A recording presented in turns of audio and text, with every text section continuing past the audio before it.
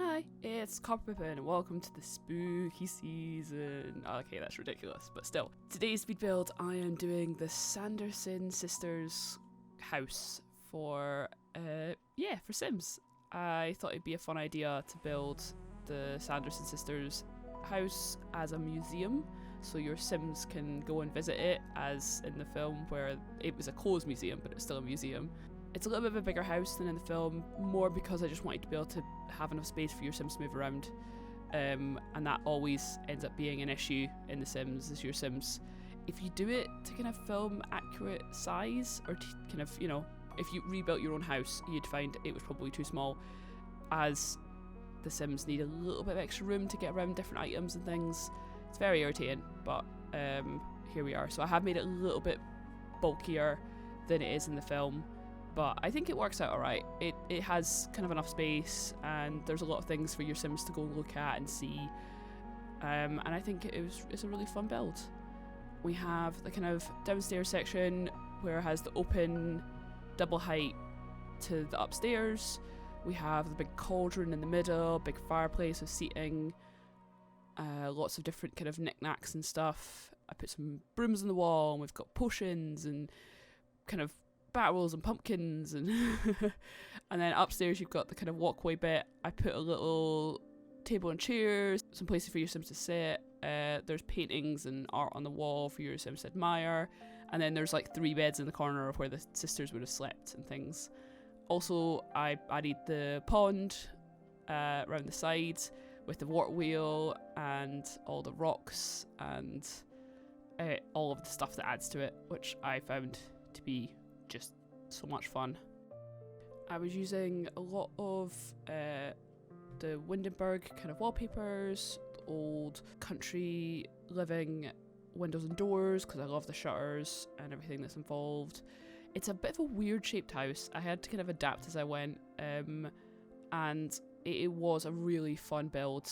I was watching the film as I was making this, and rewinding and going back and trying to like work out the best way to shape it to match the film. But yeah, I thought making it a museum would be the funnest one. I could have made it a house, but I thought it made more sense as a museum, so your Sims can come and enjoy the spooky atmosphere and visit the Sanderson Museum.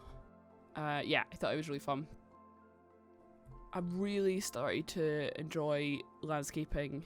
It's kind of my great love right now, as you probably noticed from a couple of my recent videos. And this house, the whole outside is covered in leaves and cracks and breaks and all of the different foliage from debug and broken pieces of fencing, and it just was so much fun. And if you haven't watched the film yet this year, I highly recommend, because, it's just great.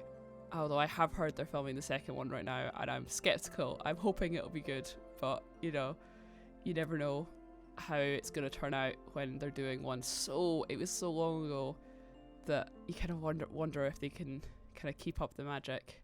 I added all the kind of texture and detail, so we've got cracks, we've got holes in the wall, we've got kind of marks and splashes to really dirty up the outdoor wallpaper, because it's got a little bit of a texture to it, but it looks fresh-ish, and I really wanted it to feel like it was a bit more of a wreck of a house. I do wish you could have a little bit more detail, or we had more kind of ruined or bad wallpapers, because there really isn't very many. There's like 2, I think, and then there's all these kind of cracks and things you can add in, which are fine, but a little bit of a variety where you could add more to already bad wallpaper would be quite nice. But I think it works okay with this stuff. It's just to try and make it not look too copy and pasted, because we only have so many options. It looks alright. It gives it enough of a kind of texture and layers, and I think it worked out quite well. It definitely looks a slightly falling apart build.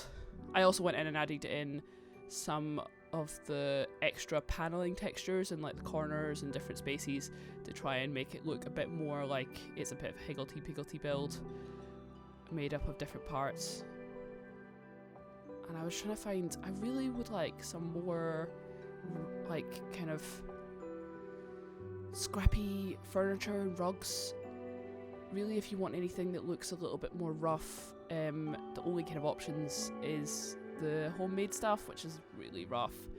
I ended up for the bathroom going for the vampire kind of old-fashioned toilet, which is fine, but it is, you know, of nice quality. And there's only like 2 or 3 rugs which are like bad and kind of ruggedy. I mean, I love I think it's Get Famous.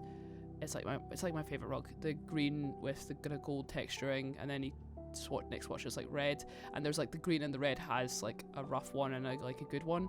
I do love them, but I kind of wish there was like, I don't know, even just, it doesn't have to be ratty, but like more textured than just the plain perfect lovely that we get normally.